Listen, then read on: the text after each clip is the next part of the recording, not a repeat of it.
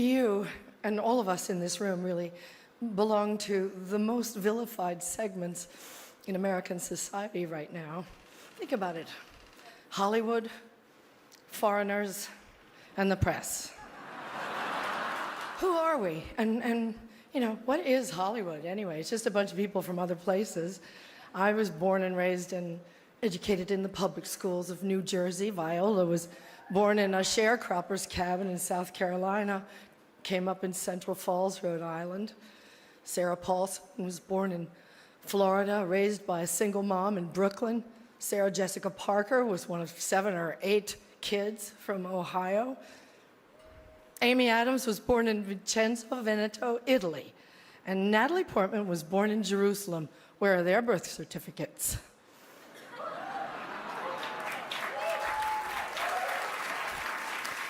And the beautiful Ruth Nega was born in Addis Ababa, Ethiopia, raised in Ireland, I do believe. And she's here nominated for playing a small-town girl from Virginia.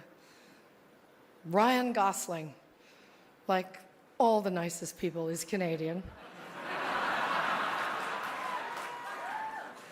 And Dev Patel was born in Kenya, raised in London, and is here for playing an Indian raised in Tasmania. So Hollywood is crawling with outsiders and foreigners. And if we kick them all out, you'll have nothing to watch but football and mixed martial arts, which are not the arts. You say you wanna try, but you never do.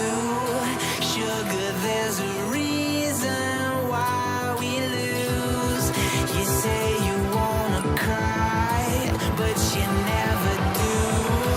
Sugar, there's a reason why we lose. Hey guys, Nathyn Brendan Masters. It's gonna be another one of those videos. So let me preference this, because anytime you do a video like this, you have to kind of preference it, because people kind of have this idea that if you point out somebody's hypocrisy, and that person, let's just say that person happens to have said something about, I don't know, Donald Trump, maybe, and you point out that the person talking about this has said some stuff that's not particularly right, or a little bit on the hypocritical side, then people automatically assume, well, obviously you're for Donald Trump, because you pointed out that someone else is a little bit on the bullshit side. So one of the problems that you guys know I have is when people talk bullshit and people build themselves up with said bullshit as if they are better people, whether it's Anna Kasparian or Meryl Streep. It's still bullshit. So my argument is not about whether Trump would be a good president or not, or anything like that. My argument comes from the point of view of a black person who makes film, a black person who is in the filmmaking business. So Meryl Streep tries to paint this picture of Hollywood as an inclusive place. It's inclusive. So many people from so many places. Hollywood just opens their arms to them. Okay, all right. What about black folks? I mean, Asians, Latinos. Weren't we all talking about Oscars So White? What was that? Just a year ago?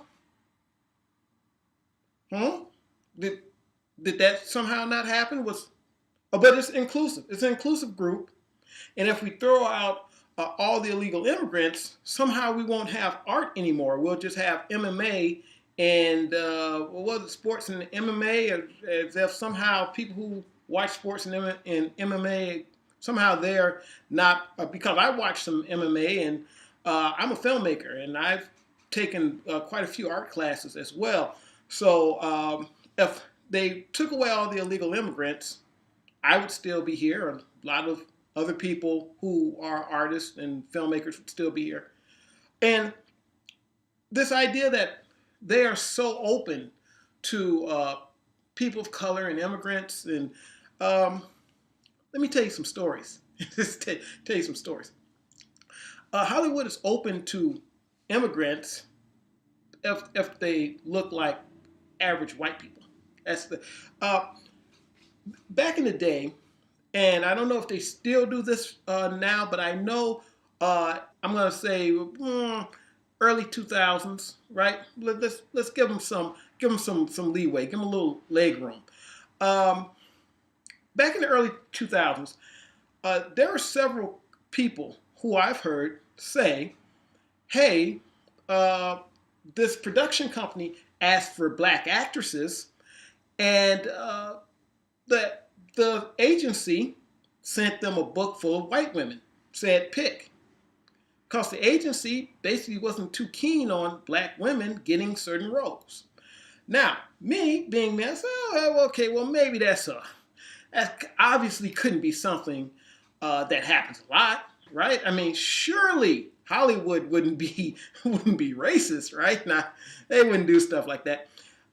Until there were actresses, some of whom I worked with, who said, yeah, someone asked for me by name. And the agency sent them a book full of white women and said, this is the they would not, this actress had to find this out through other circumstances.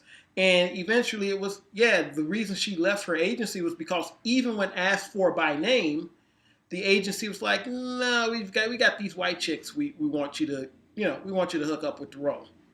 So, and if there's any black actresses out there who have had this problem or know about this problem, please feel free to talk about it. Now, white people, my white friends actually, and it's okay, I'm black, so I can say I have white friends. So don't get angry, MTV News, if you're watching. The thing is, my white friends, when they make movies, the thing that they never have to worry about is, will there be a role for a person like me? They have to worry about the fact that they're in competition with so many people who look like them or have the same, whatever. They have to worry about that. But black people, particularly black women, have to worry about the fact that there's not a lot of roles for them. And black men as well. But really with black women, it's kind of more of a thing where they're kind of like, well, there's not, that many roles. A black guy can always be like an action guy or, in a buddy cop film or something like that. There's some place for black guys. Meryl Streep's idea is that somehow Donald Trump is the opposite of what they stand for.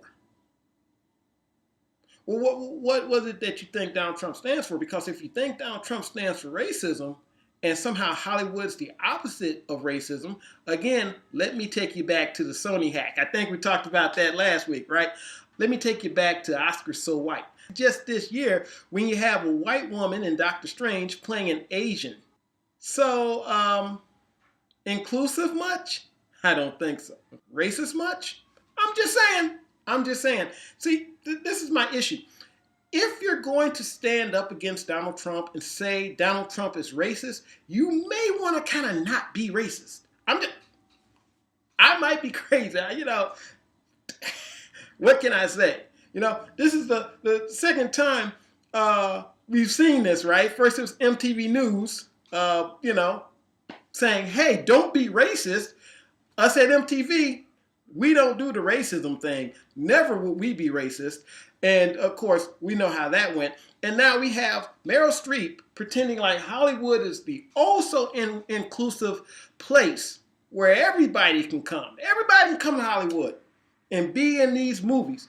One of the big issues Hollywood has, and this is just my opinion, but it does seem to be that one of the big issues that Hollywood has with these with organizations like YouTube and places like that, is the fact that they don't get to pick who's famous. PewDiePie can be famous. Other people can be famous. There's a lot of people on YouTube who can be famous. And there are a lot of people who have their own little pockets of fame, their own little groups of people who can decide, hey, I like this person. I'm going to keep watching their videos. Some of these people become millionaires. So what happens here? Well, Hollywood is not really keen on places that are actually inclusive, because inclusive means everyone can play. So if you got a video camera and a Gmail account, yeah, you can put up a YouTube video. You can't do that in Hollywood. See, Hollywood doesn't work like that. Hollywood, they choose you, and you better have the right look, the right voice, the right sound, the right political views. You better have the right things to make it in Hollywood. YouTube, man, you know, you got a camera. If enough people like you, they like you. And there are several videos on YouTube that points out how Hollywood treats YouTube celebrities, particularly the Teen Choice Awards. Really kind of, you know, people really went in on them about how they treated Christina Grimmie. But with all that being the case, I thought it was kind of interesting that once again we have big Hollywood trying to tell us how inclusive they are, while they themselves are the biggest bigots and exclusionists out there. As a matter of fact, there's literally a movie about a black woman that they actually had a white woman play the character and then just gave the white woman cornrows. As a matter of fact, I will link you in the description to an article about real life black people who they cast white people to play in movies. All right. Oh, wait, I can do an Andy Warski here.